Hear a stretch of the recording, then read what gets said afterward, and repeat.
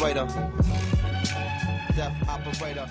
So this is the physics of skateboarding for an Ollie, and here it is in slow motion.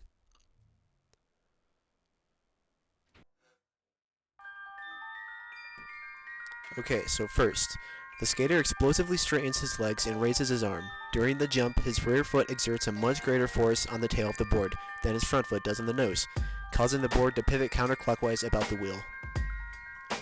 As the tail strikes the ground exerts a large upward force on the tail, which results in this upward force in that the board bounces up and begins to pivot clockwise, this time around its center of mass. With the board finally completely in the air, the skater slides his front foot upward, using the friction between his foot and the rough surface of the board to drag the board upward even higher.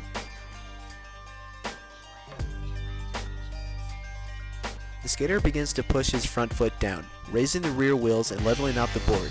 Meanwhile, he lifts his rear leg to get it out of the way of the rising tail of the board. If he times the motion correctly, his rear foot and rear of the board rise in perfect unison, seemingly stuck together. The board is now level at its maximum height. With both feet touching the board, the skater and board begin to fall together under the influence of gravity. Gravity eventually wins out and the skater bends his legs to absorb the impact of the landing. I'm back up.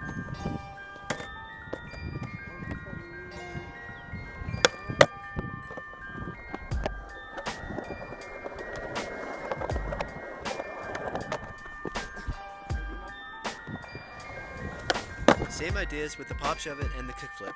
Instead of gripping the board with the kickflip, you flip the inside outer nose of the board with your shoe, which causes the flip of the skateboard, and the shove it forces the board to rotate under you by popping the tail with a scoop in motion, and the tail as well.